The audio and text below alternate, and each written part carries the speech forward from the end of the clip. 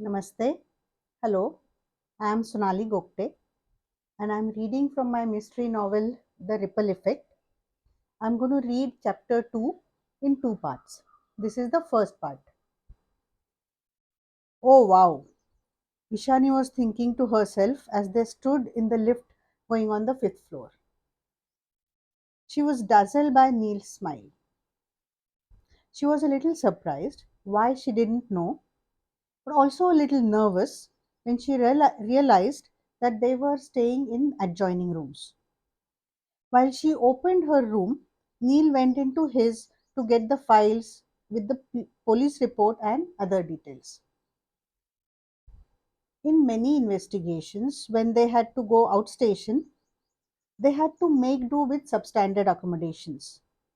But this time, she had been put up at a high end hotel with all the amenities. Who was spending so much money on this investigation? And why was that a secret? Why couldn't Neil share the information with her? Why was it being investigated by Detective I, a private agency in the first place? She needed to talk to Abhijit to get more details, she decided. She also wanted to ask him if he had any tips for her on how to work with Neil. She had been surprised when Abhijit told her that she would be working with Neil on this case. She was a little nervous since Neil was such a well known detective. But their first meeting had gone well, she thought to herself and started going through the files.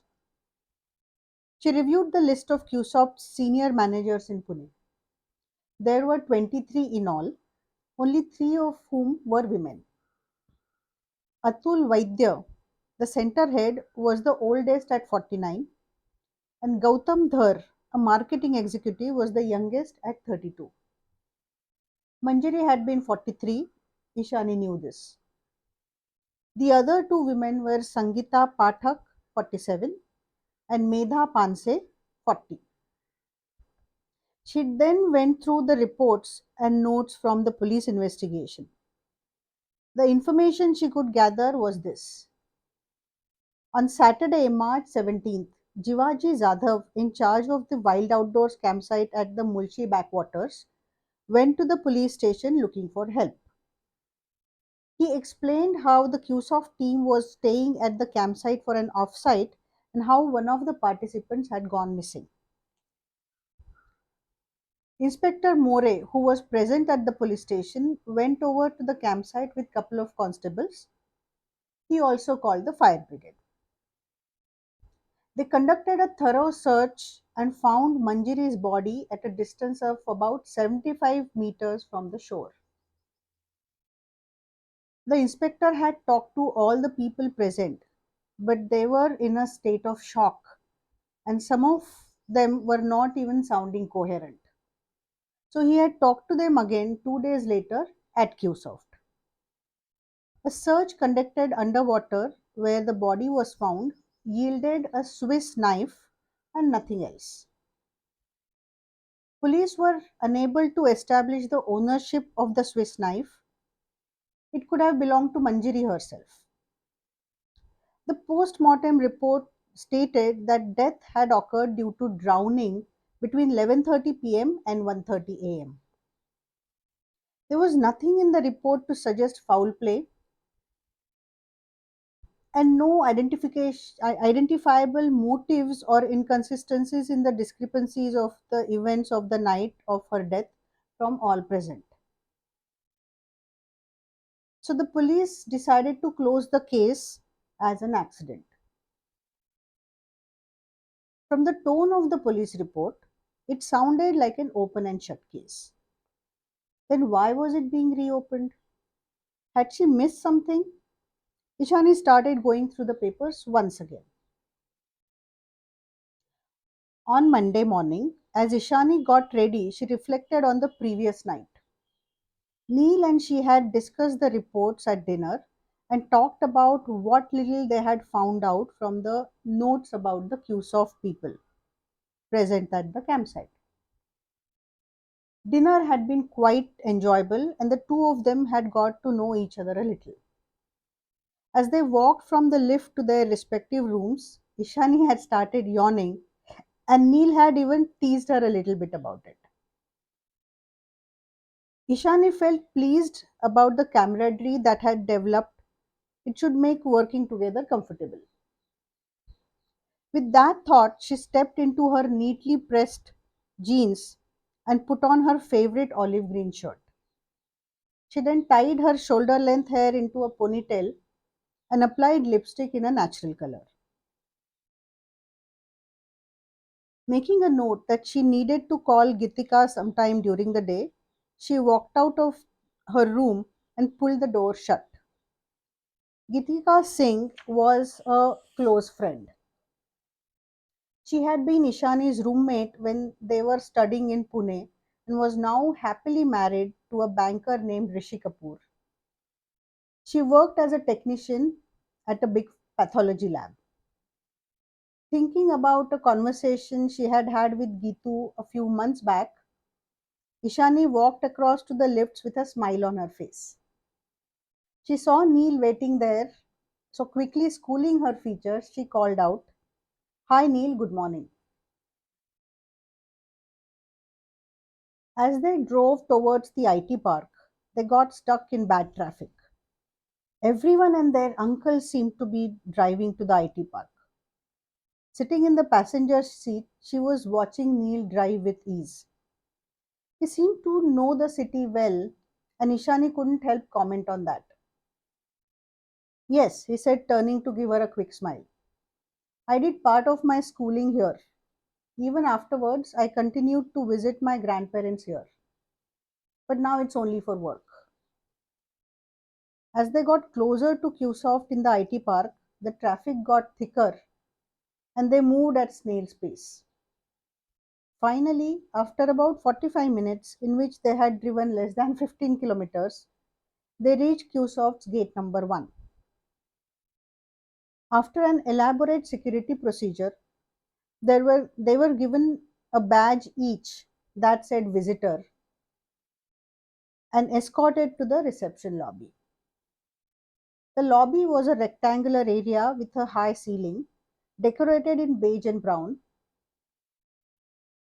There was a rich mahogany reception desk right in the front, with matching paneling on the back wall. Comfortable looking sofas were arranged in clusters on either side of the desk. They approached the receptionist and told her that they were there to meet Dheeraj Seth, who was expecting them. After a quick call, she told them that he would be down right away and asked if they would like water, tea, or coffee. They declined the offer and sat down on the sofa closer to the reception desk. Ishani was impressed by the security procedure, the reception lobby, as well as the smart, well dressed, and efficient receptionist.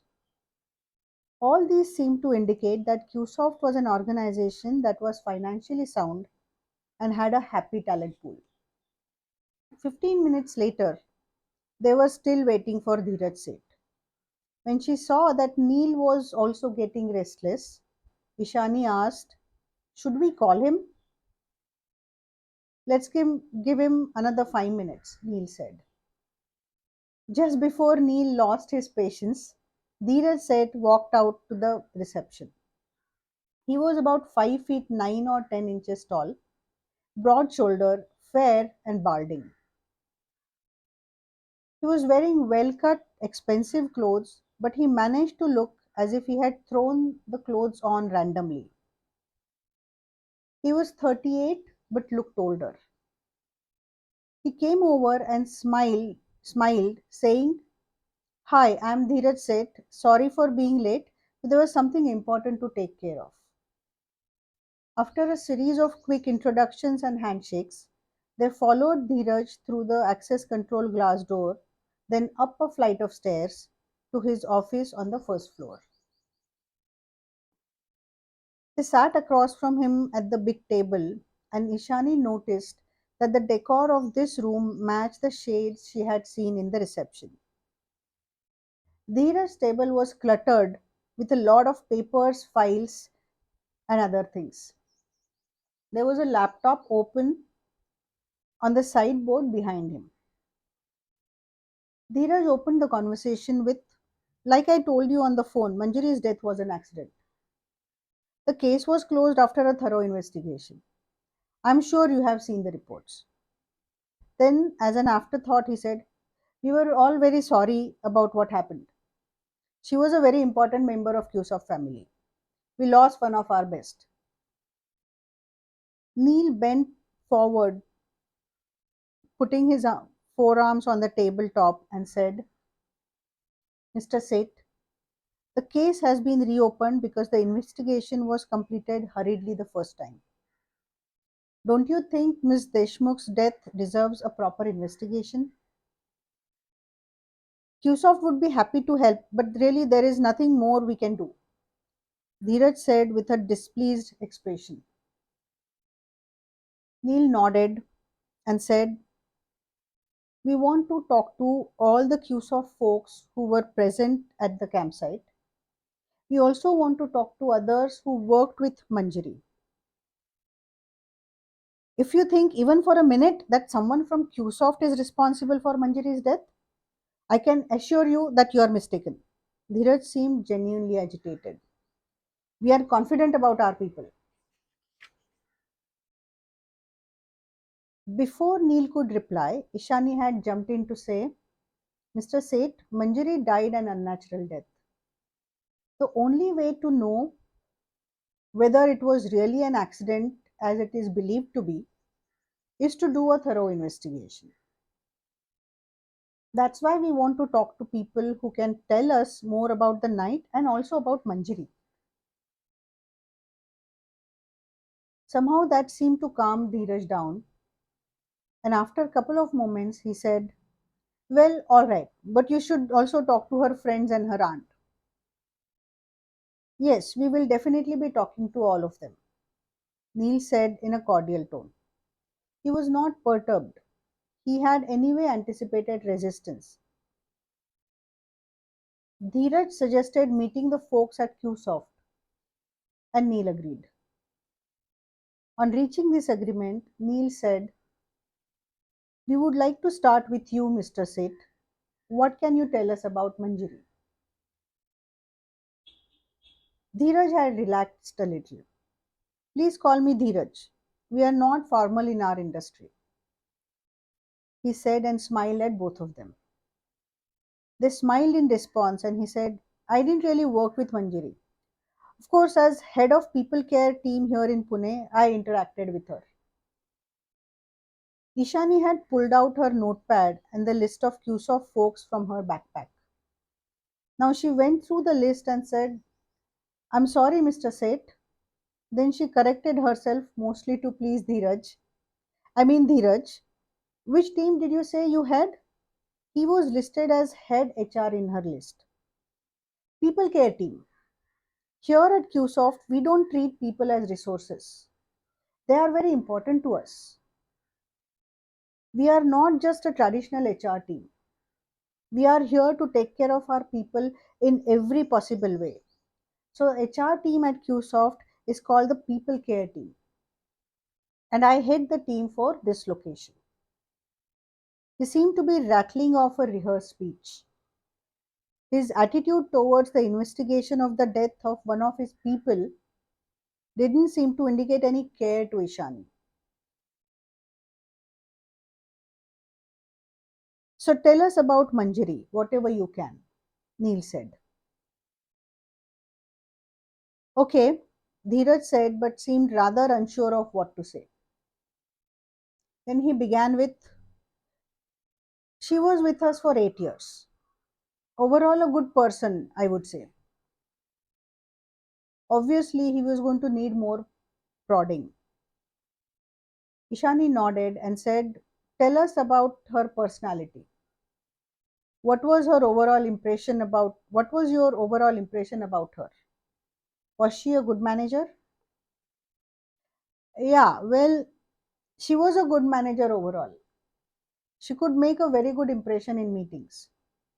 She was articulate and spoke her mind, no matter what. Ishani probed further. Did anyone have any problems with her? She was quite aggressive sometimes. She also complained a lot about many things. Sometimes she used to be quite harsh with people. But I guess generally people working with her, the managers who reported to her were okay with her. Well, mostly. Only Lokesh Mehta had issues with her.